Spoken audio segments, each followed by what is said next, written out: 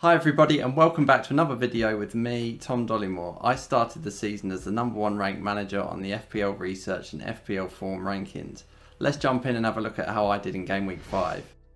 So taking a quick look at how I did in Game Week 5, I obviously decided to start Dubravka over Sanchez in goal, which worked out very nicely. Dubravka with a nice few saves, ended up on 4 points. Obviously Sanchez didn't go so well with a -3, so that was a good call there. Worked out nicely, mostly luck there. I mean, it was a close call before the deadline, but yeah, defence, Pedro Porro unfortunately only 1 point. Estev 4 points, getting those nice few points, chipping in with the Defcons again. Anderson, as like said last week, he's been my best pick, coming in with the Defcon points again, 4 points. Yeah, super happy with him. Yeah, a little bit of bench jam this week. So obviously I started Murillo, not knowing what the situation was going to be there, but I think I said it was going to be a case of he either plays or he doesn't feature at all. So I was happy to start him. The bench order was a bit of a close call.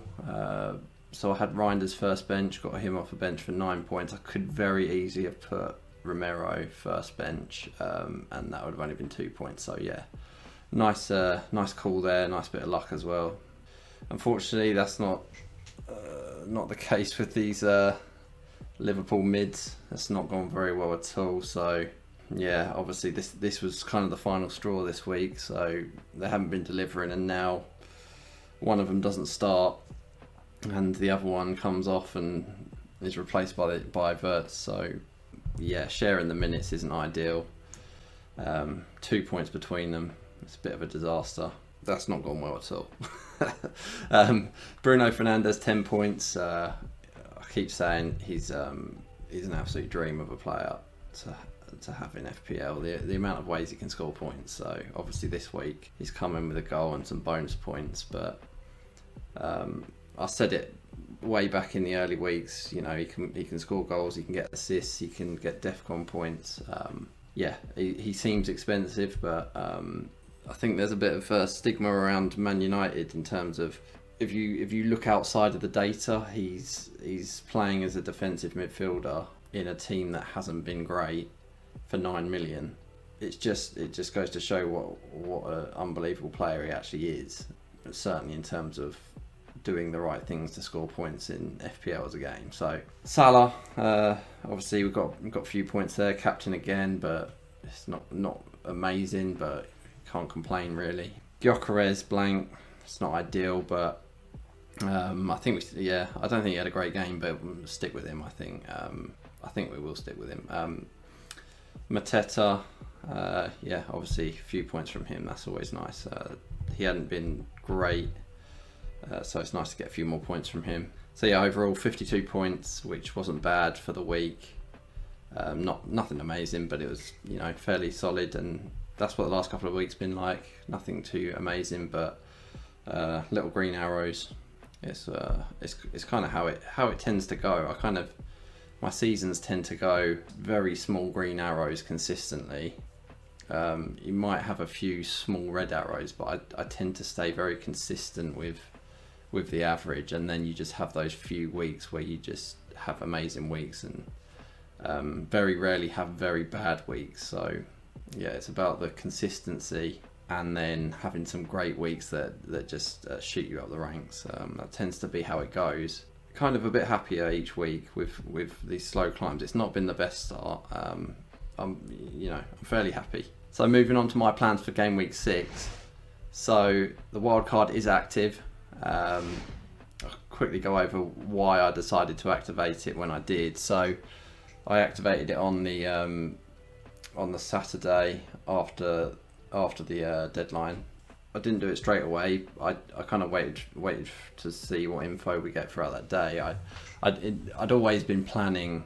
Well, Game Week 6 was always one of my options.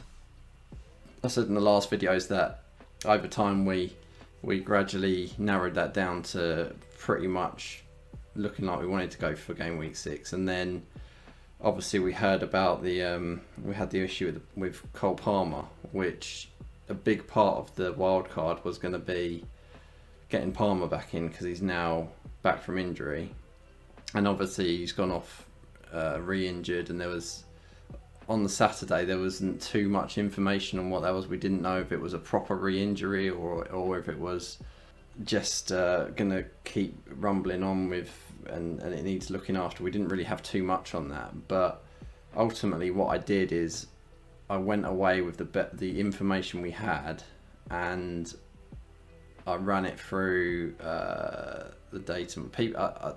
One question people keep asking is, what data models do I use? So I do predominantly use FPL Review. I think that's probably the most popular one out there, and the most, among people I speak to, it's the most recognised model out there. It's the main one I've used for years, and yeah, I'm very comfortable with all of the features on there and how to use them, and they've become a big part of my process. So yeah, use it mainly FPL Review. This year we've got Cielo Analytics has come out as well, and I have started playing with that a bit. Actually, quite a fair amount. Actually, I'm very comfortable with what Review, and I trust Review, and I trust the model on Review. But Cielo, I know the guy. I know the guys behind it. I know they're a very clever group of guys, and yeah, I'm sure that's going to be fantastic. I will say I do think the interface on Cielo feels very nice to use. But yeah, it's mostly about the underlying data and the predictability of that data. But yeah, I've been sort of sense checking what I usually see on Review, and starting to play with Cielo and see what that shows me as well. Ultimately, I plugged in my sort of predictions in terms of minutes and other criteria into Review, and started doing some solves on potential chip usage. So looking at if analysis on if Gameweek 6 was still the best week to wildcard, given everything we knew at that point in time. There's a lot of people, I think, waiting for me to say whether I was going to wildcard on Saturday night, and I kind of carried on for a couple of hours into the late hours, and I finally made a decision about, I think it was about half 11, 12. But yeah, ultimately I did decide to still pull the trigger on the wild card, and that was at that time it was a decision based on wild card and still looking at either bench boost in 7, 8, potentially 9, but it's still come up stronger than holding the wild card till later down the line with the information I believed at the time. So yeah, that's why I decided to pull the trigger. And another part of the decision for me was that night I was going to lose a significant amount of team value, so I did actually build that into the alternative. So when I was looking at options for wildcard 6, I was looking at it with the amount of team value I have now. When I was looking at it for other options like wildcard in a couple of weeks or 13, I was always reducing my team value, so I was building in the fact that I would probably have a lower team value down the line, which ultimately was probably the biggest factor in taking value out of wildcarding later and still keeping wildcard 6 as the strongest option. That's how I decided to pull the trigger, and then I started farming some team value. So over the couple of days I've been buying the players that have been going up, making sure I capture as much value as I can, and certainly focusing on those players that I think I'm probably going to end up with. So let's jump into looking at what my wildcard draft looks like, and it's not fixed yet, but I've kind of got it down to 2 potential routes. I've settled on Raya and Dubravka. So yeah, I think Dubravka's fairly obvious. I think I've settled on bench boosting in game week 7. I think if you objectively look at the players that I will be bench boosting in game week 7, it doesn't look great, but at the same time I don't put a huge amount of weight on that. On setting up a good bench for a bench boost. I would rather set up a good team long term with an okay bench for a bench boost. Yeah, if you were just looking at that in isolation, you probably wouldn't have Dubravka in goal for the bench boost, but just having that 4 million goalkeeper long term just frees up so much more value in your team and gives you more flexibility. So I'm happy enough to bench boost with Dubravka, even though, I mean, to be fair, he's playing against Villa away, so it's not actually, given current state of affairs, it's not actually that bad a fixture, but statistically it's not a great fixture. So yeah, I'm happy with that. Raya, I don't usually tend to like to spend 5.5 million on a goalkeeper. I've considered going for Petrovic over Raya, because that takes 1 million out of the goalkeeper spot for use across the team. But I just think Raya is a very rare case where I think Arsenal's defensive numbers are so good that he is actually just a good option. I think he's just good value. Previous to Raya, I think we've gone through years of looking for just the best 4.5 million goalkeepers. The spots I've settled on, I mean, pretty much settled on in defence are Gvardiol. Did a lot of thinking about him. I think I'm happy enough with his security for starts that I would love to go for him and get the upside of that. I was a bit on the fence at first, but I'm happy enough with his potential minutes that I think I want to have him in for these, at very least for the Burnley fixture. Then yeah, we've got Senesi. I think he's pretty much nailed in my wildcard team. Unbelievable scores so far and still at an okay price. So I think he's pretty much nailed in my team. I think Gabriel gives me the double Arsenal defence, but obviously Gabriel's just been such a great asset for years. So I want him in the team. Anderson, obviously I've said the last couple of weeks he's been my best pick and the data supports him going forward. So yeah, I just really want to keep him. Yeah, I think the last defensive spot is up for grabs, but yeah, in my main I suppose this is my default option. This is my sort of main default option if I'm completely ignoring ownership of other players. So, which is actually quite often how I play.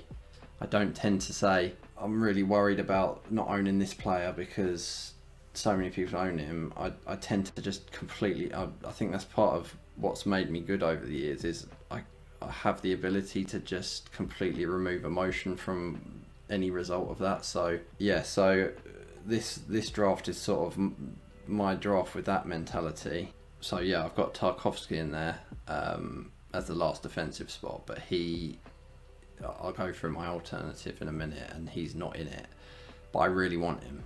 So yeah, it's a bit of, this is kind of the struggle that I've got now. There's the last couple of spots that I'm kind of not settled on. So yeah, midfield, we've now got Bruno Fernandes still. He's absolutely nailed still.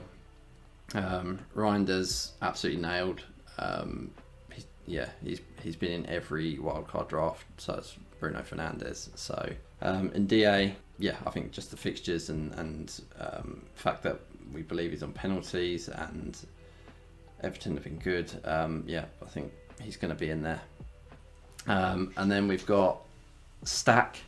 Had my eye on him for a few weeks. I saw the models were supporting him, and I really wanted to get him before other people noticed him. Obviously, he's just done really well, so that's a bit annoying. But regardless, I still kind of really want him in at 5 million. Yeah, then the last spot. So this is the other spot that I am deliberating. So I've actually got Matoma for my last midfield spot.